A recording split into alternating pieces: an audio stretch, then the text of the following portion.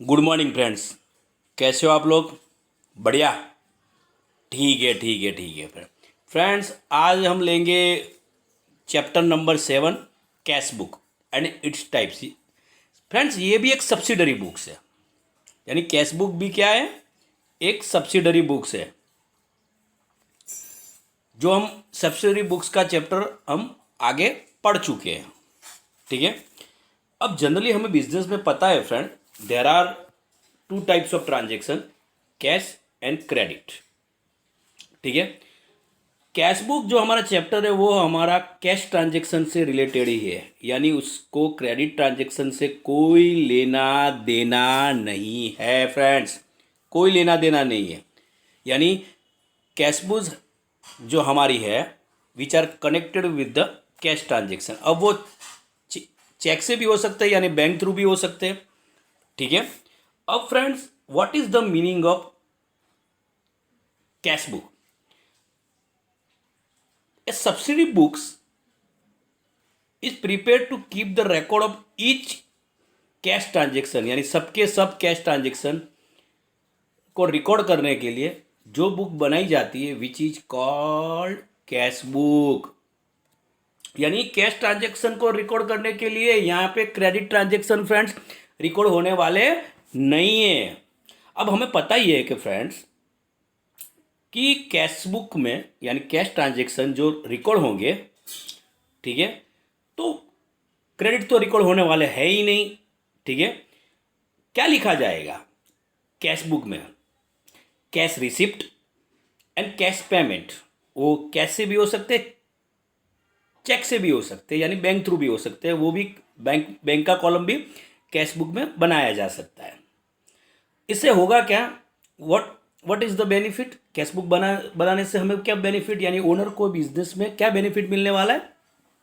तो at the end of the month, यानी at the end of the particular period, you can know what is the closing cash balance. यानी आप cash balance को आप identify कर सकते हो या फाइंड आउट कर सकते हो with the help of cash book. ठीक है। यानी जो कैश बुक है वो हमारी जर्नल एंड कैश अकाउंट, यानी हम कैश बुक बना ले तो वो हमारी जर्नल और कैश अकाउंट दोनों का जो पर्पस है ना वो सॉल्व कर देगी। यानी आप अच्छी कैश बुक बना लो तो हमें उसकी जर्नल और कैश अकाउंट बनाने की रिक्वायरमेंट नहीं रहेगी। ठीक है। क्योंकि आप जो कैश बुक बनाओगे वो एज ए कैश अकाउंट उसी तरह से बनाओगे, उसकी दोनों साइड पे, यानी डेबिट साइड पे आप कैश रिसिप्ट लिखोगे और क्रेडिट साइड पे आप कैश पेमेंट लिखोगे। क्या है बेनिफिट्स, यानी यूटिलिटी क्या है और यानी इंपॉर्टेंस क्या है कैश बुक का? तो पहला है फ्रेंड्स, सेविंग ऑफ टाइम, यानी आप टाइम सेव कर सकते हो। यानी जो भी कैश ट्रांजेक्शन है उसको आप जर्नल में रिकॉर्ड किए बिना, बराबर, विदाउट रिकॉर्डिंग इन जर्नल, आप डायरेक्ट उसको कैश बुक में रिकॉर्ड कर सकते हो। इससे होगा क्या? You are not required to prepare cash account. That means आपका जो कैश बुक है वो आपकी जर्नल और कैश अकाउंट दोनों का पर्पज सॉल्व कर लेगी, यानी दोनों को बनाने की रिक्वायरमेंट नहीं रहेगी। इससे होगा क्या? आपकी टाइम एंड लेबर दोनों सेव हो जाएगी। नेक्स्ट बेनिफिट्स है डिवीजन ऑफ लेबर, यानी आप कैश बुक बनाते हो, if the owner prepaid a cash book, that means he has, might be she has not required to prepare journal, not required। फिर बनानी हो तब बना सकते हो, but there is no requirement, और there is no requirement to open cash account, क्योंकि आपके पास कैश बुक है। तो उससे क्या होगा? आप डिफरेंट पर्सन को डिफरेंट वर्क लाइफ, बराबर, आप अलॉट कर सकते हो। इससे क्या हो जाएगा? आपको डिवीजन ऑफ लेबर का बेनिफिट्स मिल जाएगा, यानी सबको आप वर्क डिवीजन कर सकते हो, यानी डिफरेंट पर्सन को डिफरेंट वर्क आप अलॉट कर सकते हो। Third one is cash balance can be known, आप बना सकते हो कैश बुक, तो बनाओ बराबर। तो कैश बुक बनाने से एक बेनिफिट ये मिलेगा कि end of the particular period you can find out closing cash balance, यानी every day, every week, every month और एवरी ईयर आप फाइंड आउट कर सकते हो। नेक्स्ट, जो कैश की जो मिसकंडक्ट होती है, यानी बिजनेस में कैश को लेके बहुत सारे गलत बराबर रॉन्ग वर्क होते हैं, गलत चीजें होती है, इसको बोलते हैं एम्बिजमेंट, यानी कोई आपकी कैश को चुरा ले या डिफरेंट टाइप्स ऑफ कैश को यूज कर ले, ठीक है। तो उससे क्या, ये कैश बुक बनाने से फायदा क्या होता है कि आप कैश बुक बना रहे हो तो एवरी डे आप कैश बुक का क्लोजिंग बैलेंस निकाल के कैश बैलेंस फाइंड आउट कर सकते हो। If there is any difference, तो फिर आपको पता चल जाएगा कि कहीं पे हमारी कैश मिसयूज हुई है या किसी ने उसका गलत तरीके से उसको ले ली है, आपको पता चल जाएगा। एरर होगी तो भी पता चल जाएगा, immediately you can find out it, ठीक है। कई कई लोग गलत चीज़ें करती है, स्टोलन चोरी हो जाती है, तो वो भी पता चल जाएगी। फिर इंक्लूजन ऑफ बैंक अकाउंट, आप कैश बुक में बैंक अकाउंट को भी इंक्लूड कर सकते हो, क्योंकि बिजनेस में there are various types of requirement and various types of transaction, तो हमें different types of cash book बनाने पड़ेंगे। अब 3 कॉलम कैश बुक बना लो आप, ठीक है। तो उसमें आप कैश, बैंक और डिस्काउंट तीनों के आप कॉलम ड्रॉ कर सकते हो। इससे होगा क्या फ्रेंड्स, इससे होगा क्या कि you are not required to prepare even bank account, आपको बैंक अकाउंट बनाने की भी रिक्वायरमेंट नहीं है फ्रेंड्स। टाइप्स ऑफ अकाउंट, जो हमारा अगला टॉपिक है friends, types of accounts. Different types of accounts are prepared in business by the owner even accountants. First one is जो हमारा सिंपल कैश बुक है, तो यानी कैश का ही कॉलम, यानी एक ही कॉलम होगा। फिर है हमारा 2 कॉलर, यानी 2 कॉलम वाला कैश बुक, जिसमें हम कैश और डिस्काउंट का बना सकते हैं। दूसरा हम कैश और बैंक का बना सकते हैं और बैंक और डिस्काउंट का बना सकते हैं।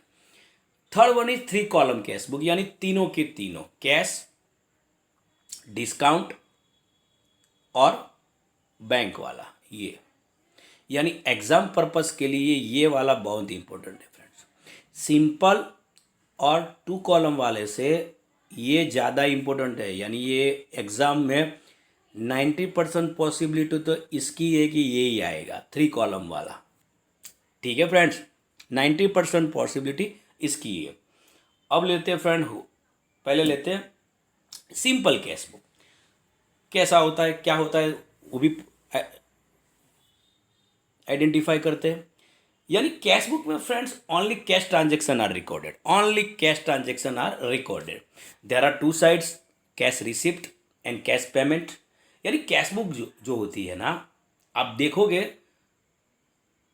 वो अकाउंट्स के जैसे ही होती है, यानी उसका जो फॉर्मेट होता है वो अकाउंट्स के जैसा ही होता है। डिफरेंट टाइप्स ऑफ, उसको 2 पार्ट में डिस्ट्रीब्यूट किया जाता है, यानी उसका जो स्ट्रक्चर है उसको 2 पार्ट में डिवाइड किया जाता है।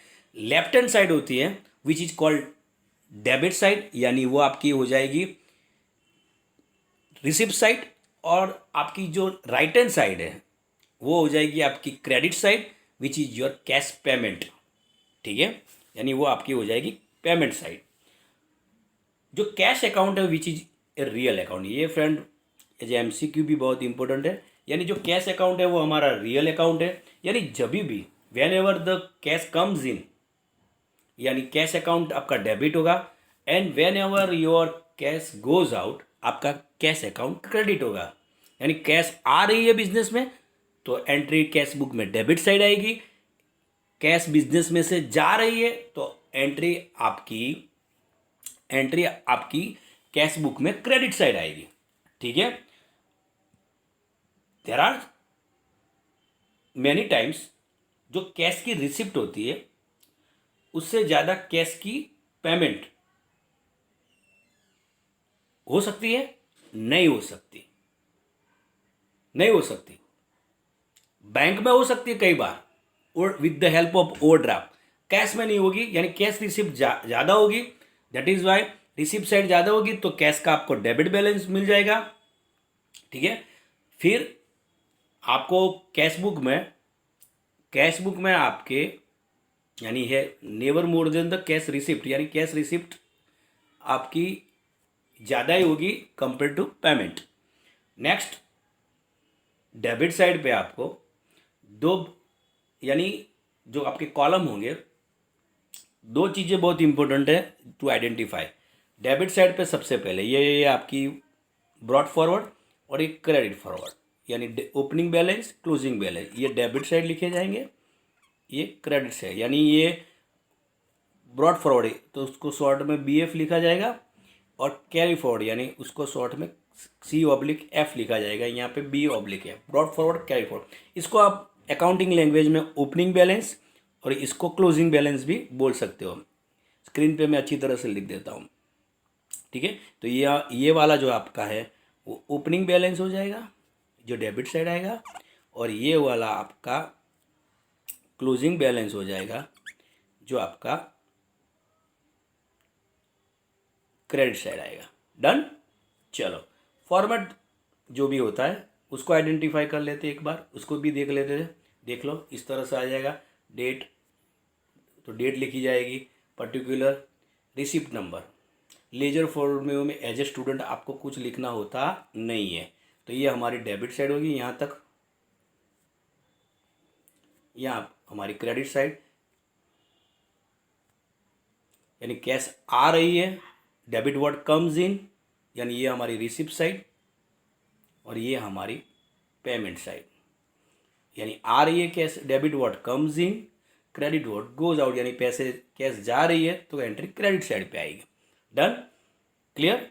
फिर इसको ही फिर से एक्सप्लेन किया हो गया, debit side and credit side. Date, वो तो हमें पता ही है कि क्या लिखना है, ये वाला डेट के कॉलम में डेट लिखी जाएगी, वो तो वैसे ही पता होता है। ये जो हमारा पर्टिकुलर वाला कॉलम है, ठीक है, उसमें जो भी अकाउंट क्या लिखा जाएगा, तो जो भी अकाउंट यानी कैश अकाउंट डेबिट हो रहा है तो सामने कौन सा अकाउंट क्रेडिट हो रहा है, तो जो अकाउंट क्रेडिट हो रहा है, ठीक है, तो वो लिखा जाएगा।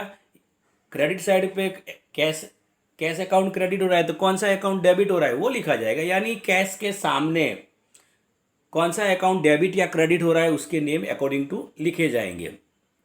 एक्सप्लेनेशन होगा ये हमारा। ठीक है। फिर हमारा जो रिसिप्ट नंबर है, तो हम जैसे आप स्कूल में फीस पे करते हो तो स्कूल वाले आपको जो रिसिप्ट देते हैं तो वो रिसिप्ट में भी एक नंबर होता है, आप देख सकते हो। आई am repeating my dear friend, क्योंकि जब भी कैश ट्रांजैक्शन की रिसिप्ट दी जाएगी तो उसमें एक रिसिप्ट नंबर डाला जाएगा। आई am repeating my dear friends, आप स्कूल में भी फीस पे करते हो तो जब भी आप स्कूल में फीस पे करते हो तो स्कूल वाले आपको रिसिप्ट देते हैं, तो रिसिप्ट में भी एक नंबर होता है, तो रिसिप्ट नंबर डाला जाएगा दोनों साइड पे। ठीक है। ठीक है। कैश सेल करोगे तो आपका जो बिल नंबर होगा तो उसकी भी रिसिप्ट आएगी, तो उसी हिसाब से डाले जाएंगे। ठीक है। लेजर फॉलो में लिखा है अमाउंट में अमाउंट लिखा जाएगा। पेमेंट साइड पे उसी तरफ डेट है, पर्टिकुलर है, सामने वाला जो अकाउंट है ना कैश को छोड़ के, ठीक है, उसी से मान लो कि जो हमारी जर्नल एंट्री है कि salary account debit to cash account, यानी कैश अकाउंट हमारा क्रेडिट हो रहा है तो एंट्री क्रेडिट साइड पे आएगी, पर पर्टिकुलर में नेम कौन सा लिखा जाएगा, सैलरी। कौन सा लिखा जाएगा, सैलरी। डन। तो वही है, उसी हिसाब से सामने वाला अकाउंट लिखना है। डन। चलो, तो क्लोजिंग बैलेंस, यस। अब ये क्लोजिंग बैलेंस कैसे फाइंड आउट करते हैं और होता क्या है क्लोजिंग बुक, तो वैसे एक्सप्लेन किया हुआ है। यानी जो हमारा सिंपल कैश बुक है उसमें हमें opening balance and closing balance, दोनों को रिकॉर्ड करना पड़ेगा, यानी बैलेंस ब्रॉट फॉरवर्ड और क्रेडिट कैरिड फॉरवर्ड। ठीक है, तो करेंगे क्या, किस तरह से फाइंड आउट करेंगे, पर्टिकुलर पीरियड जैसे ही कंप्लीट होगा, वीक, मंथ और ईयर, वॉट एवर में भी, ठीक है, तो हम कैश बुक को क्लोज कर देंगे। ठीक है, और हम क्लोजिंग बैलेंस फाइंड आउट करेंगे। कैसे फाइंड आउट करेंगे, तो हमारी जो रिसिप्ट साइड होगी फ्रेंड्स, उसका टोटल करेंगे पहले, यानी पहले रिसिप्ट साइड का टोटल होगा, फिर पेमेंट साइड का टोटल होगा, फिर रिसिप्ट में से पेमेंट को लेस किया जाएगा।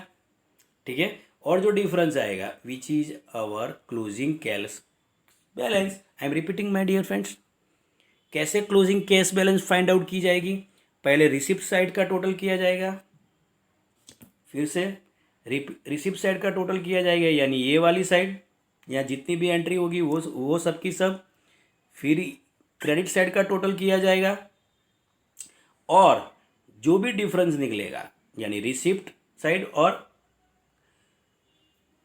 पेमेंट साइड, तो जो हमारा क्लोज डिफरेंस आएगा which is our closing cash balance.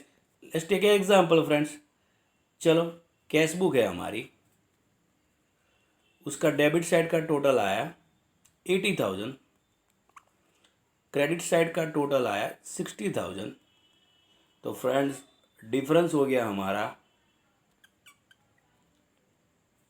20,000 which is our closing cash balance. Done, ठीक है, तो फ्रेंड ये हमारा क्लियर हो गया, पॉइंट्स हमारा क्लोजिंग कैश बैलेंस का। डन, तो फ्रेंड्स कई बार होता है, यानी डेबिट साइड ही टोटल, कैश बुक में सिंपल वाले में तो डेबिट साइड का ही टोटल ज़्यादा होगा क्रेडिट साइड से, तो उसको बोलते हैं debit balance, treated as a debit balance, यानी आपका कैश बुक में डेबिट साइड का टोटल ज़्यादा है। ठीक है, तो फ्रेंड ये थी हमारी थोड़ी थियरी ये वाले चैप्टर की, फिर तो हमारा प्रैक्टिकल अप्रोच स्टार्ट हो रहा है, तो ये वाले वीडियो में इतना ही। Have a good day.